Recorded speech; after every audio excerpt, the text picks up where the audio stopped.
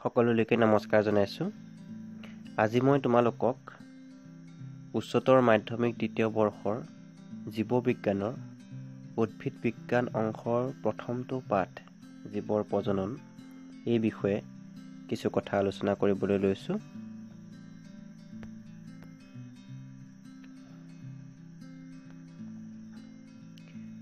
আচলতে প্ৰজননৰ এই ইউনিটটো 4টা ভাগত বিভক্ত কৰি দিয়া হৈছে তোমালোকক ইয়াত পঢ়িবৰ কাৰণে।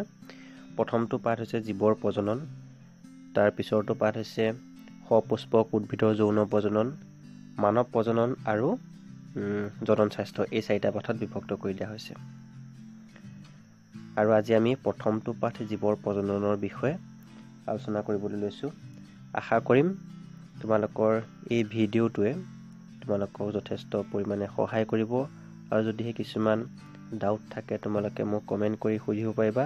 মই তোমালোকৰ প্ৰশ্নবোৰৰ উত্তৰসমূহ দিবৰ কাৰণে চেষ্টা কৰিম।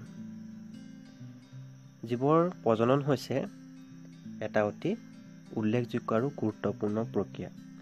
গুৰুত্বপূৰ্ণ প্ৰক্ৰিয়া এই বুলিয়েই কৈছোঁ কিয়নো প্ৰজননৰ সহায়তে জীৱই নিজৰ বংশগতি বিস্তাৰ কৰিব পাৰে, অৰ্থাৎ নিজৰ প্ৰজাতিৰ অস্তিত্ব অক্ষুণ্ণ ৰাখিব পাৰে। প্ৰজননৰ বিভিন্ন পদ্ধতিসমূহ আৰু বিভিন্ন প্ৰক্ৰিয়াসমূহ আৰু ইয়াৰ প্ৰকাৰসমূহৰ বিষয়ে আলোচনা কৰাৰ আগতে জীৱৰ জীৱনকালনো কি এই বিষয়ে আমি জানি ল'ব লাগিব। জীৱৰ এটা ডাঙৰ বৈশিষ্ট্য হৈছে সিহঁতৰ প্ৰত্যেকেই একোটা নিৰ্দিষ্ট সময়সীমাৰ ভিতৰত জীয়াই থাকে আৰু প্ৰত্যেক জীৱই জন্ম হোৱাৰ পিছত এদিন মৃত্যু হয়। আমি জীৱৰ জীৱনকাল বুলিলে কি বুজিম? জীৱৰ জন্মৰ পৰা প্ৰাকৃতিকভাৱে মৃত্যু হোৱাৰ মাজৰ যিকণ সময়, সেই সময়কণকে কোৱা হ'ব জীৱৰ জীৱনকাল। আৰু প্ৰজাতিভেদে জীৱৰ জীৱনকাল ভিন ভিন হ'ব পাৰে।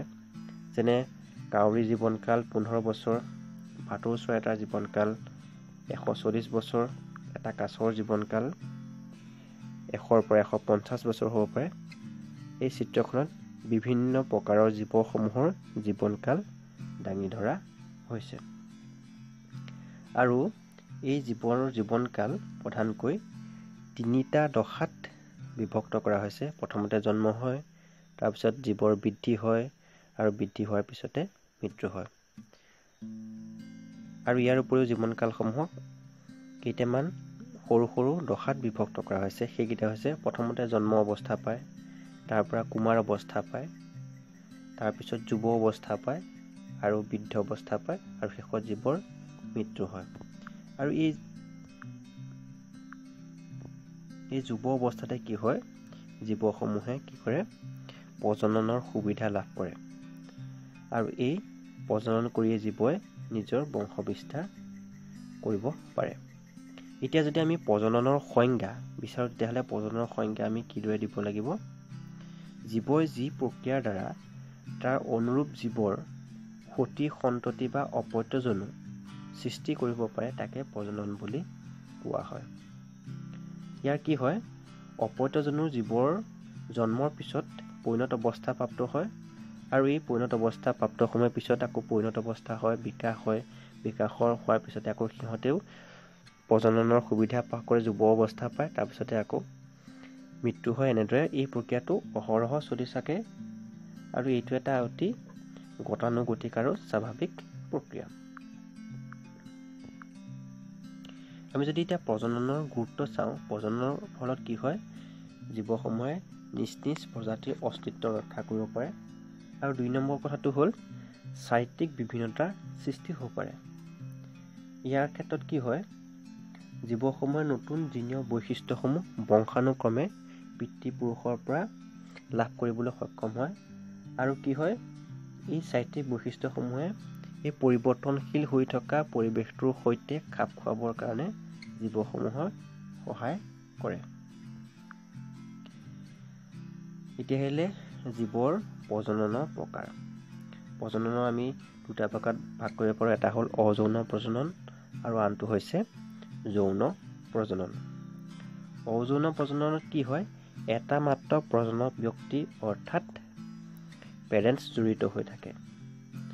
অযৌন প্ৰজননত এই পেৰেণ্টছ বা প্ৰজনন ব্যক্তিয়ে কি কৰে, দেহকোষ বা দেহকোষৰ অংশ, কোনো এটা কলা, কোনো এটা অংগ বা শৰীৰৰ অংশৰ পৰা একে প্ৰজাতি বিশিষ্ট এক বা একাধিক ব্যক্তিৰ সৃষ্টি কৰিব পাৰে আৰু সেই ব্যক্তিয়ে কি কৰে, সক্ৰিয়ভাৱে জীৱন যাত্ৰাত অংশগ্ৰহণ কৰিব পাৰে।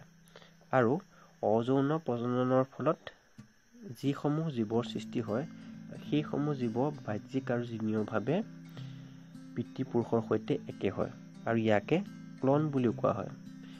আমি যদি ক্লন কাক বোলে যদি আমি চাওঁ, তেতিয়াহ'লে আমি ক'ব লাগিব বাহ্যিকভাৱে আৰু জিনীয়ভাৱে সাদৃশ্য থকা অযৌন প্ৰজননৰ দ্বাৰা সৃষ্টি কৰা বা সৃষ্টি হোৱা জীৱসমূহক ক্লন বা কৃতক বুলি কোৱা হয়।